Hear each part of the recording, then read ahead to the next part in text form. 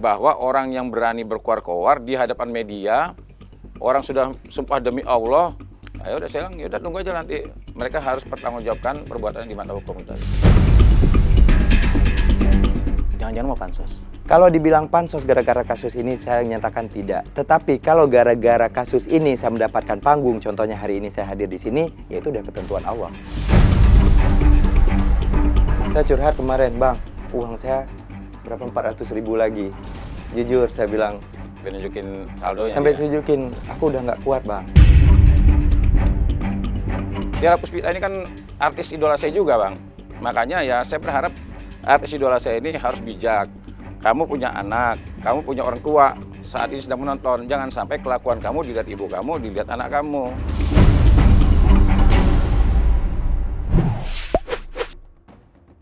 Oke, Bang Herwanto, Kemil, betul? Kemil, Yes. bukan Kemir ya? Kemil, jangan Kemal. Kalau Kemal itu di Arab. Ya. Bang Herwanto, Kemil, thank you sudah datang. Di cumi-cumi.com dan di semua kanal berita kemarin ramai banget soal Kemil dan Della Puspita. Iya. Saya sih ngelihatnya awalnya dari apa, umroh atau apa gitu. Dari sempat ngobrol sama Bang Herwanto. Sebenarnya apa yang terjadi sih, Bang, dengan Della itu? Mau diceritakan masalah umrohnya atau mobilnya dulu nih? Kayaknya awal aja. Iya, dari awal. Jadi seperti yang diketahui bahwa kami mendaftarkan umroh sama orang yang sama, yaitu yang disebut Acha Prayogi. Kemudian dalam proses, tapi itu periodenya berbeda ya. Kalau saya tuh dari 2019, kalau Mbak Della kalau nggak salah itu di tahun 2025 baru-baru ini. Nah, akhirnya intinya dari apa istilah pendaftaran umroh itu kami batal berangkat lah.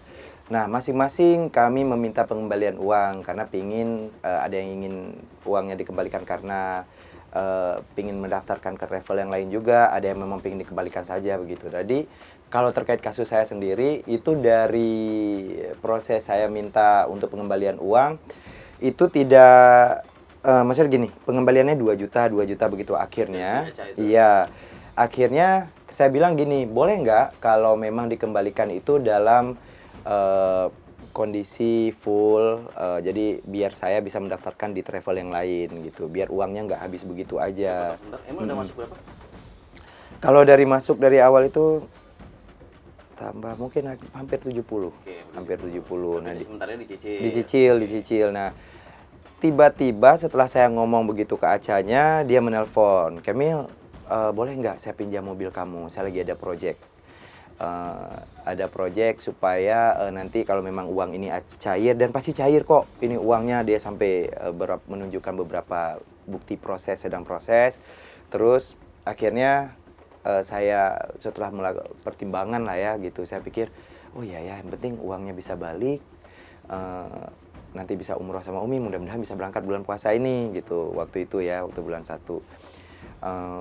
Singkat kata, akhirnya pada tanggal yang dia janjikan, tanggal 3 itu ternyata tidak, mobilnya tidak kembali, uangnya juga tidak dikembalikan. Berarti mobil sudah sempat Emil pinjamkan? Iya, memang kalau dibilang dengan sadar, dengan ini saya dengan sadar dan saya kasih juga gitu. Orang banyak bertanya, kenapa sih bisa percaya? Saya cuma bilang satu gini, ketika orang yang sudah uangnya itu lama nyangkut di orang, apalagi dari 2019, ketika ada sedikit harapan gitu, siapa yang nggak senang uangnya kembali gitu. Jadi nggak mikir panjang lagi, yang pasti biar uang kembali deh, toh cuma 1 minggu dari tanggal 27 Januari sampai 3 Februari begitu. Terus urusannya dengan Della apa? Nah, mobilnya dititipin ke Acha. betul. Akhirnya waktu saya tanya ke Acha, mana bang mobil saya udah nggak usah pikirin uang deh, saya balikin aja mobil karena itu kaki saya itu apa istilahnya alat untuk saya mencari nafkah, saya bilang begitu. Terus dibilangnya sama Bang Acha, iya sama teman. Akhirnya satu orang, mana siapa? Karena ada press conference dari Mbak Della waktu itu, saya mulai curiga nih, apakah karena ada kalimat dari Mbak Della itu bahwa saya dititipkan beberapa unit mobil Dari Acha. dari Acha. Gitu kan di media dia ngomong. Nah, saya berpikir apakah ini nih gitu, maksudnya mobil saya di sana juga, saya todong Acha, akhirnya dia mengaku bahwa sama Della. Nah, sebelum masalah mobil ini saya udah kontakkan tuh dengan Mbak Della. Saya bilang ke dia kalau nggak salah kalimatnya begini, Teh kayaknya kita bermasalah dengan orang yang sama deh. Masalah kamu apa? Saya jelaskan. Kamu nggak ngelapor? Saya bingung lapornya, aku bilang kayak gitu, karena posisinya juga masih mencicil apa segala macam. Jadi kekuatan saya nanya-nanya ke sekeliling itu kayaknya selama orang yang berhutang sama kita masih niat membayar, Ya. itu kan maksudnya begitu juga Ya. walaupun proses persidangan yang saya tahu. Nah akhirnya begitu tahu mobil saya hubungin lagi, teh kayaknya mobil saya sama teteh ada nggak baleno segala macam. Oh Bang Arman menjawab, Arman ada. tuh suaminya. Iya Arman itu bilang bahwa iya mobil kamu ada di sini tapi tenang aja kita nggak apa-apain kok begitu. Mulai saya meminta pertolongan dari si Mama I, saya bilang gini, Mah gimana tuh minta balik bisa nggak, kan saya nggak ada sangkut paut tuh, kita sama-sama korban boleh nggak gitu. Betul. Nah akhirnya Mama bilang balikin tuh mobil Kemil. Ini contohnya ya, maksudnya kalimatnya Iya, begitulah kira-kira. begini, balikin tuh mobil Kemil, kasihan tuh anak masih merantau juga di sini, lu sangkut pautnya kan sama si Ono gitu.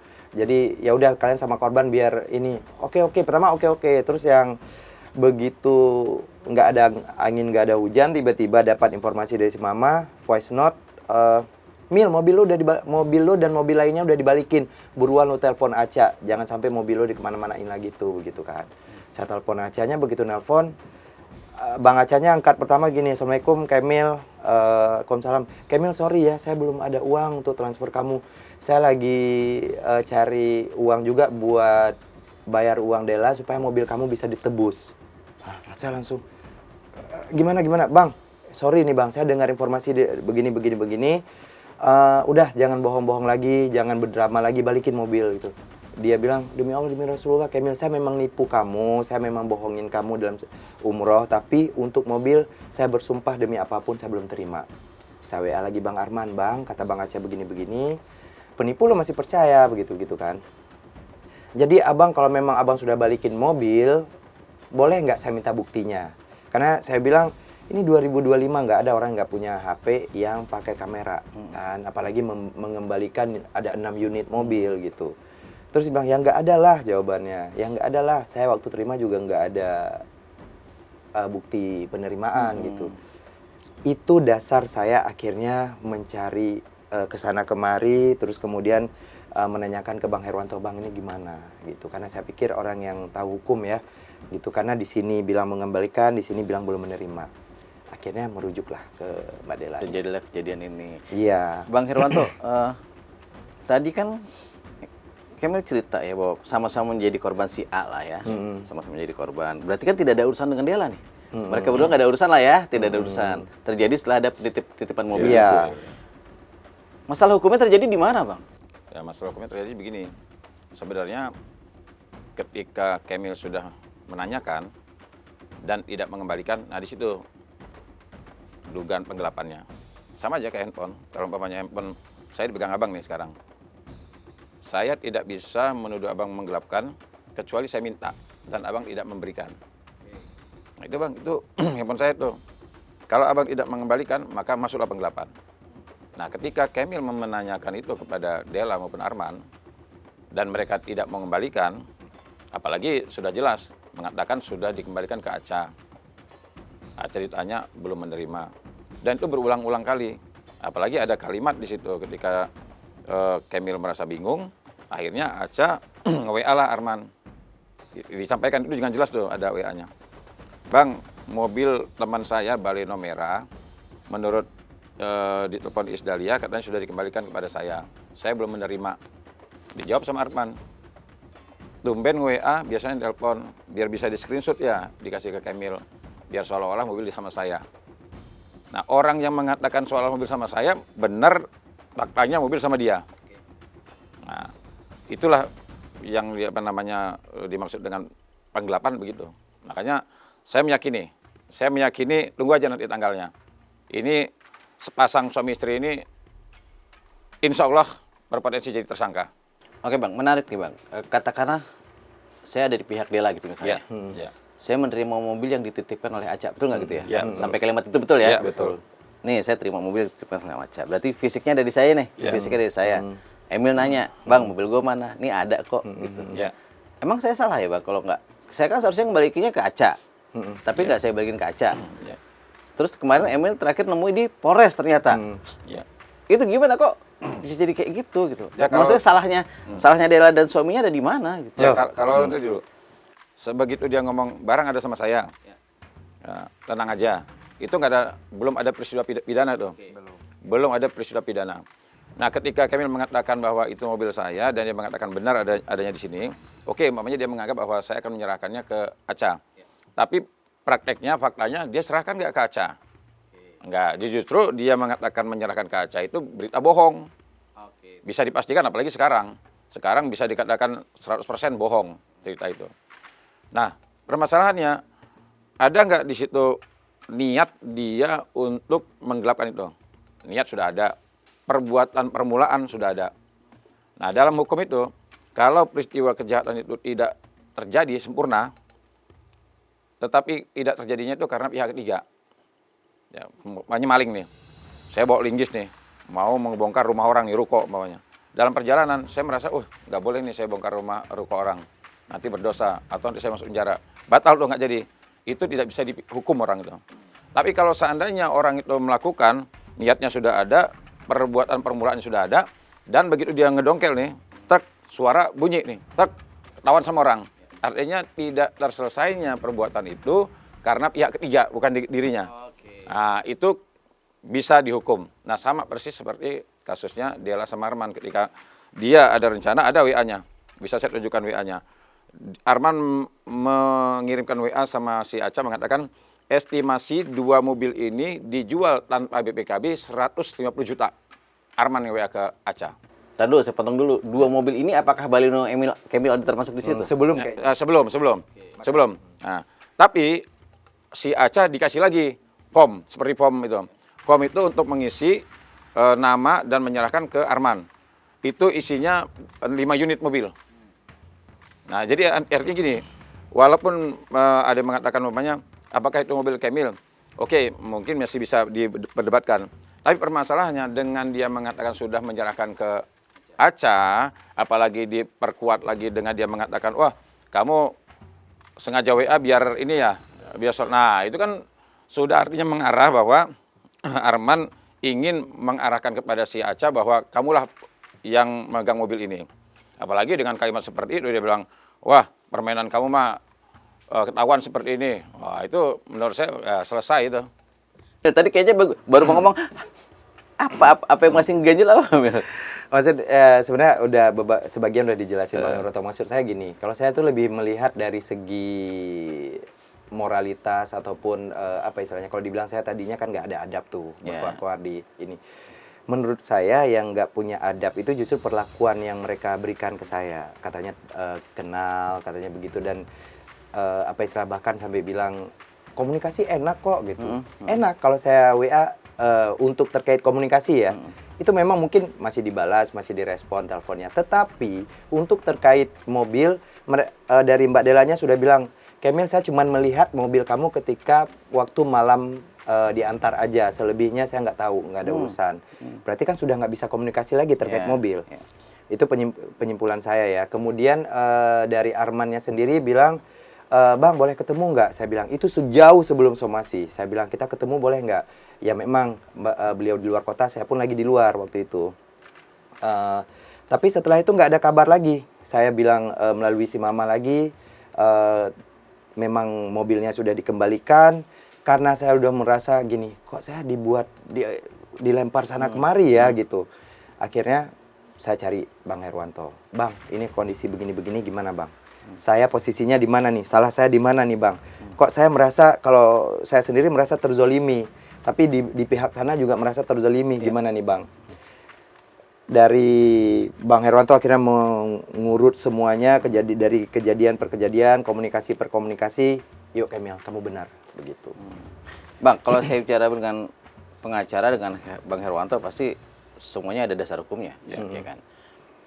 Apa dasar hukum yang akhirnya Bang Herwanto pakai untuk menyelesaikan kasus ini? Mungkin ada pasal yang bisa digunakan gitu. Ya, kemarin kan kita sudah melaporkan ke polisi kan.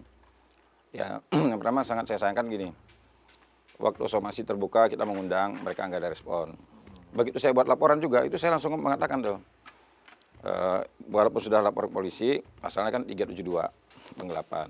Nah, ancamannya kan cukup lumayan juga 4 tahun. Nah, jadi saya bisa menganalisa peristiwa hukumnya ini, masuk nggak sih unsurnya ini? Saya meyakini masuk unsurnya. Nah, saya tambahkan lagi tadi, yang WA tadi yang saya bilang, 2 mobil ini estimasi dijual tanpa BPKB 160 juta. Nah, sementara kekurangannya itu katanya 280 juta. Ada lagi kalimat lagi Arman simpulkan, hari Senin bisa nggak tambah jaminan lagi? Minta lagi nih, jaminan lagi. Makanya mobil Camel ini mobil yang terakhir diminta sama dia. Karena kelihatannya masih tahun muda. Karena kata si Aca, katanya ketika dikasih mobil Avanza yang tahun tua, dia sempat protes. Karena dijualnya murah. Bahkan sempat dia mengatakan sama si Aca, kalau bisa cari mobil yang harga 600. Nah, itu ada semua percakapannya. Nah, jadi inilah yang tadi seperti Bang Yan katakan bahwa apakah masuk mobil Camel di situ? Nah, karena permintaannya ada terus. Dari 2 ke 4 ke 5 ke 6. Bang, saya jadi penasaran nih. Tolong jelaskan ke saya dengan bahasa yang simpel.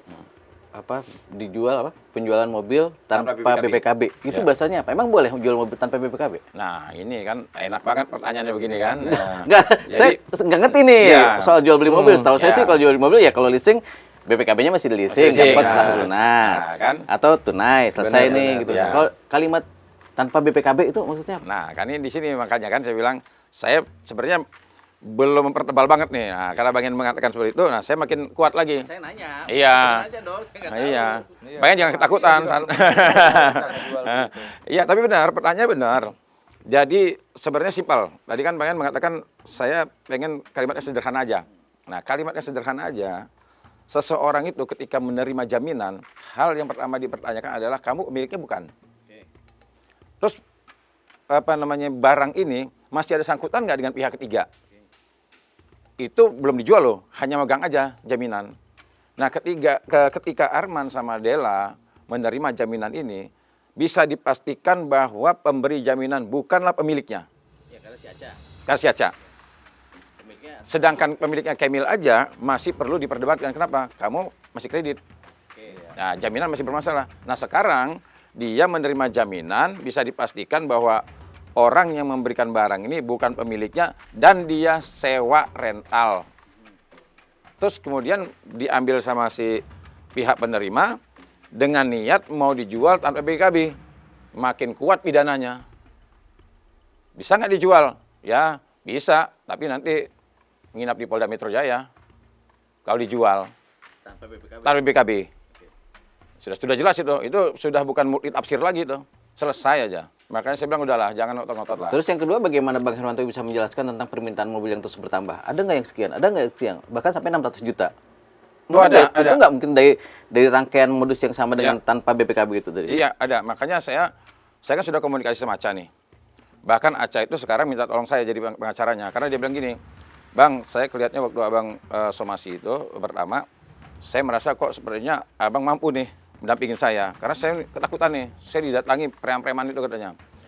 Iya, Aca ini memberikan jaminan itu, dia didatangi oleh debt collector. Nah, dia bilang tiap hari Bang, saya ditekan. Bahkan dia bilang, Abang bisa nggak tolong ada berapa mobil? Dia kirim mobil tuh.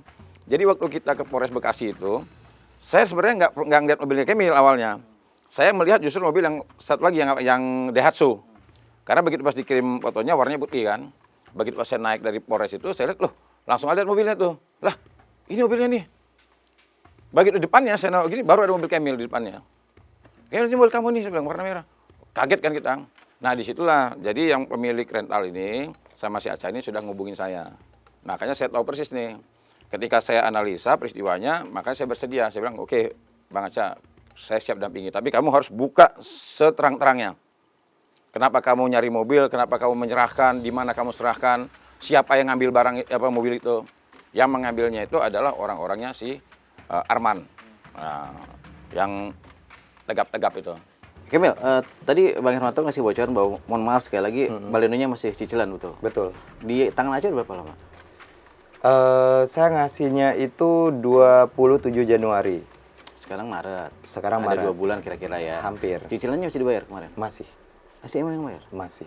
Mobilnya tidak bisa dimanfaatkan? Eh, Berarti ada kerugian baru dong, Bang. Cicilan tetap dibayar, tapi mobil tidak bisa Nah, dimanfaatkan. Makanya kita simpulkan kemarin, dia bilang Camel, sebenarnya saya tidak ada niat tadinya. ketika saya melihat mobil itu dan kita capek banget, sampai pulang jam 3 pagi kita sampai dapat mobil itu. Akhirnya saya bilang gini, Kamil, saya minta dalam perkara ini kita harus gugat perdata. Karena kita melihat kondisi mobil kempes tuh, itu ban kempes tuh. Yang sangat menyedihkan, ternyata mobil itu parkir awalnya tuh di lapangan luar. Begitu personil Polres mau upacara, mau apel, itu mengganggu, dikempesin. Begitu dikempesin, selama 2 hari nggak ada yang ngurus, akhirnya ditanyalah, ternyata unit ini yang nangani katanya Jatantras.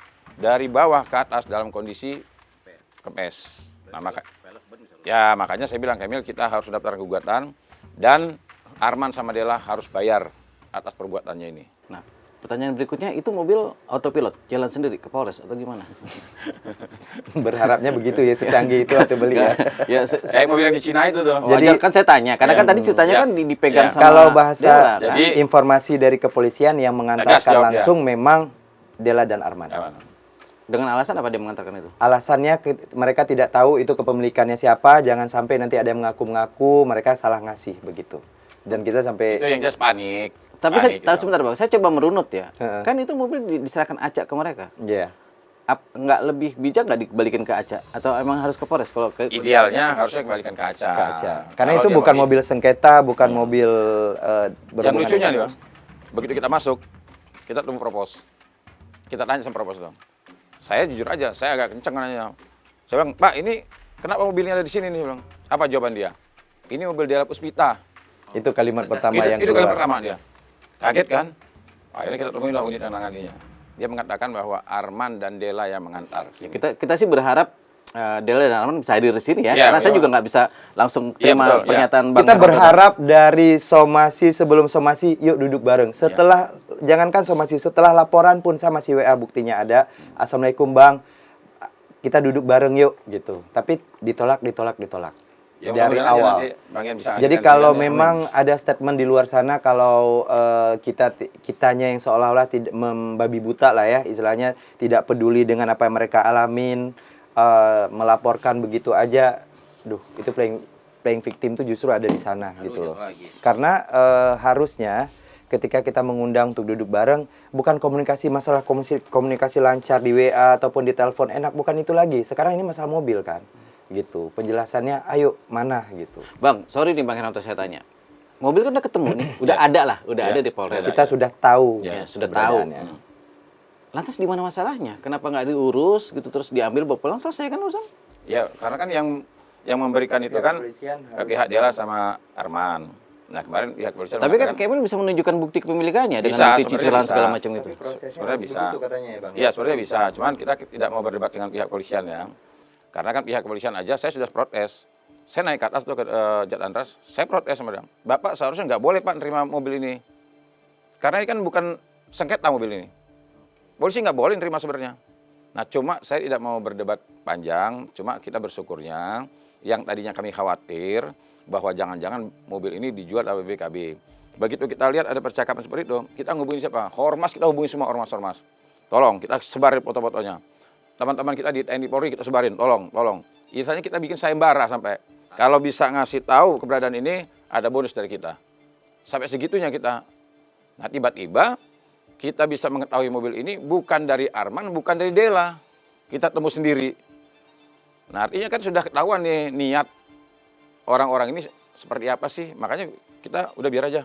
Biar orang tahu bahwa orang yang berani berkoar-koar di hadapan media, orang sudah sumpah demi Allah, demi Rasulullah, apalagi bulan suci Ramadan. Nyumpain saya. Nyumpain kita semua. Saya pun disenggol-senggol Hermanto. Ayo udah saya bilang, ya udah tunggu aja nanti. Mereka harus bertanggungjawabkan perbuatan di mata hukum itu aja. Kemil kan dari awal banget dari kasus umroh kan sebenarnya tidak ada hubungan lah ya. Betul. Baru ada hubungan setelah ada mobil Iya. gitu.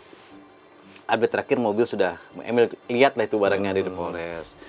Kemudian apa yang mau Emil lakukan sekarang? Masih nunggu konfirmasi dari mereka atau?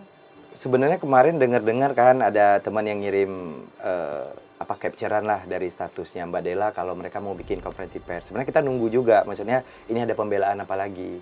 Tapi ternyata nggak terjadi. Bukan kita mengharap ini panjang sampai berdebat, jujur kita lelah.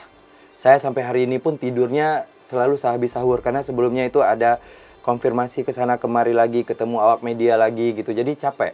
Jujur itu menguras waktu kita, menguras tenaga kita, uang kita juga gitu. Kemana uang? Jangan nanti kayak kemarin disebut dialihkan lagi, dibilang pihak kepolisian katanya minta duit. Enggak seperti itu. Maksudnya uang kemana? Setiap saya keluar rumah karena tidak ada kendaraan, sekarang saya harus naik taksi online.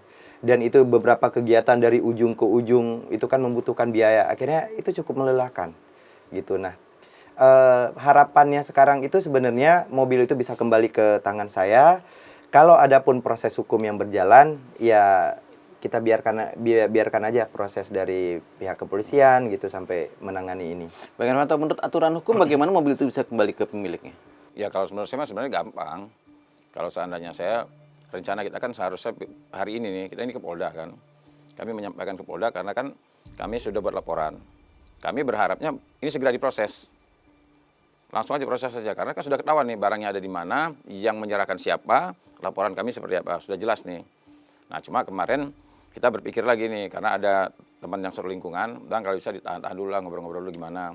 Tapi kan sampai sekarang nggak ada, bahkan sempat dia mau preskon, ya saya pikir gini, saya penasaran juga mau ngomong apa lagi nih orang. Ya karena dalam beberapa statement sebelumnya ada yang merasa terzolimi segala Iya. macam. Emil pernah merasa menzolimi Della dan Enggak. Justru kalau yang terzolimi, cobalah abang pikir ya. Maksudnya kondisi saya dibilang sama-sama korban umroh. Iya benar. Tapi untuk korban mobil siapa? Iya. katakanlah umroh udah selesai lah ya. Udah selesai. Lain hal itu ya. Lain hal. Walaupun itu ada benang merahnya, tetapi ini murni mobil. Kalau tidak ada urusan dengan mobil ini, sedikit pun saya nggak peduli itu dengan Mbak Della Puspita, dengan Arman. Bukan saya berarti nggak berempati dengan masalah umrohnya. Itu urusan masing-masing personal. Kita juga mendaftarkan beda-beda. Penyelesaiannya kita urus juga masing-masing gitu loh. Sorry ada pertanyaan jahil yang harus saya tanyain karena di medsos banyak. Jangan-jangan mau pansos. Gini, mungkin untuk nama besar beliau ada, tetapi saya bukan berarti orang yang duduk diam. Kalau orang yang tahu saya, boleh di media saya juga dapat award, ada nominasi award di beberapa karya saya juga bukan 2 tahun sekali, bahkan hampir 3 bulan sekali selalu keluar karya. Kalau dibilang pansos gara-gara kasus ini, saya nyatakan tidak. Tetapi kalau gara-gara kasus ini saya mendapatkan panggung, contohnya hari ini saya hadir di sini, ya itu udah ketentuan Allah, gitu loh. Bang, mobil di Polresta Bekasi yang bisa ngambil adalah yang mengantarkan. Iya. Iya. Itu betul ya bahasanya Iya. gitu ya? Iya.